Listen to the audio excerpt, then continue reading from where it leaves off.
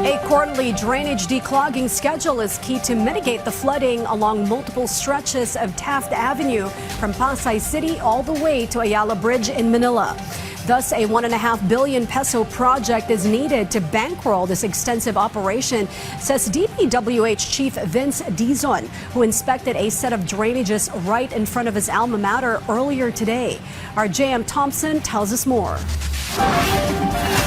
A massive amount of mud was discovered during an inspection by Public Works and Highways Secretary Vince Dizon today along Taft Avenue in front of a university in the city of Manila. According to the Secretary, this is one of the major reasons why floodwater rise quickly in the area. He said that due to irregular declogging operations in the drainage system, mud builds up, reducing the capacity of the drains whenever it rains. Ang declogging dapat, at least dapat yan every 3 months ginagawa. Ang problema, hindi ginagawa dati. Ngayon, every 3 months, babalik-balikan na ito lahat. Kasi grabe yung grabe yung bara eh. The clogging operations in the area remain ongoing, while drainage rehabilitations is expected to begin from January to June next year. Humingi tayo ng pondo under the 2027 budget. Buong Taft Avenue, both sides, yung natitira, mga nasa 1.5 billion ang hiningi natin dito. No, ano na yan? Mula Pasay hanggang Ayala Boulevard, hanggang Ayala Bridge. The Secretary also emphasized how noticeably faster floodwaters receded in several parts of Metro Manila, where drainage improvement projects were implemented, such as in other portion of the Taft Avenue and G. Araneta Avenue in Quezon City. Yung kabigin-biginan ng Pangulo sa atin, gamitin natin ng tama yung pondo. Kung meron tayong hihinging pondo, gagamitin natin sa tama, aayusin natin ang plano, aayusin natin ang pagkagawa.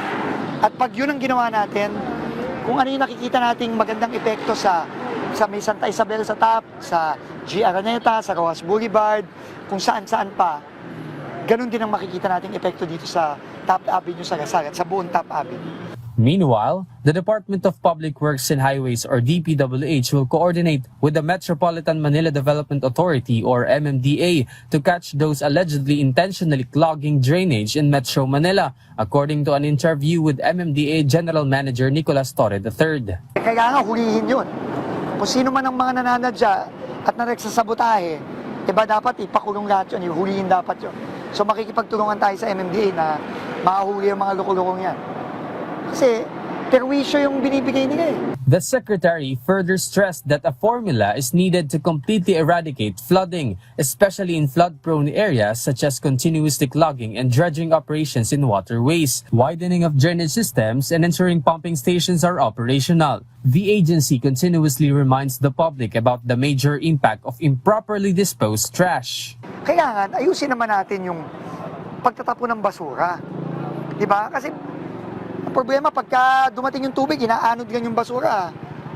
Papasok din sa babara na naman. Meanwhile, aside from the investigation into flood control project that were stalled for years, Secretary Dizon also assured that dredging operations have started in Barangay Bangkal, Davao City to deepen the Talomo River.